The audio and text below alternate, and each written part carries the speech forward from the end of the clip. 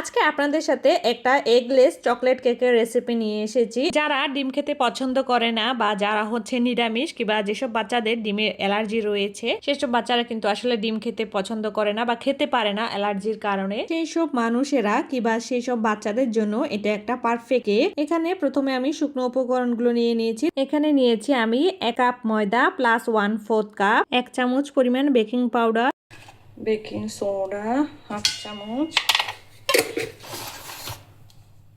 Cornflour 2 table চামচ, cocoa powder নিয়ে নিব 2 টেবিল চামচ, গুঁড়ো দুধ দিয়ে নিব 2 টেবিল চামচ। এটা দিব শুধুমাত্র টেস্টের জন্য। এখন এই শুকনো উপকরণগুলোকে সবগুলো একসাথে আমি খুব ভালোভাবে করে চেলে নিব।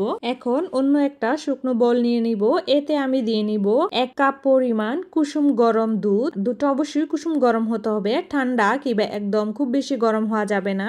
আর এখন এতে দিয়ে নিব 1/2 কাপ পরিমাণ চিনি, 1/4 কাপ রান্না করা রেগুলার তেল কিংবা হচ্ছে 1/4 কাপ কনডেন্স মিল্ক, যে কোনো একটি দিতে পারেন কিংবা আপনারা চাইলে এখানে দুটোই দিতে পারেন। আজকে আমি দিয়েছি এখানে শুধুমাত্র কনডেন্স মিল্ক। এর আগে আমি এখানে তেল দিয়ে তৈরি করেছি, সেটাও ভালো হয়েছে। আজকেরটা আমি কনডেন্স মিল্ক দিয়ে তৈরি করেছি, সেটাও খুব ভালো হয়েছে। আপনারা যদি কেকের টেস্ট বাড়াতে যান সেক্ষেত্রে এখানে সয়াবিন তেল কিংবা হচ্ছে কনডেন্স মিল্ক দুটো অ্যাড করতে পারেন। আর এখানে আমি দিয়ে দিয়েছি একটু ফ্লেভার চকলেট এসেন্স দিয়ে এই তরল যে লিকুইডটা আছে সেটাকে আমি খুব ভালোভাবে একটু ফেটে নিব হ্যান্ড উইক্স দিয়ে। এখানে বিটার ইউজ করার কোনো প্রয়োজন নাই, এটাকে জাস্ট হাত দিয়ে কিছুক্ষণ বিট করে নিলে হয়ে যাবে হ্যান্ড উইক্স দিয়ে, যেন চিনিটা গলে যায়। That's it. এরপর আমি এই শুকনো উপকরণগুলোকে লিকুইডের সাথে খুব ভালোভাবে মিক্স করে নিব। সেক্ষেত্রে চাইলে এখানে আমি 1 চা চামচের মতো এখানে আমি ভ্যানিলা পাউডার দিয়ে নিয়েছি, আপনারা চাইলে দিতেও পারেন, না হলে এটা স্কিপ করতে পারেন। এখন এই উপকরণগুলোকে আমি খুব সুন্দর করে মিক্স করে নিয়েছি, দেখতে পেরেছেন এখানে যেন কোনো রকমের লাম্পস না থাকে। খুব সুন্দর করে আমি এটাকে মিক্স করে নিব। আবার অতিরিক্ত মিক্স করা যাবে না, যেন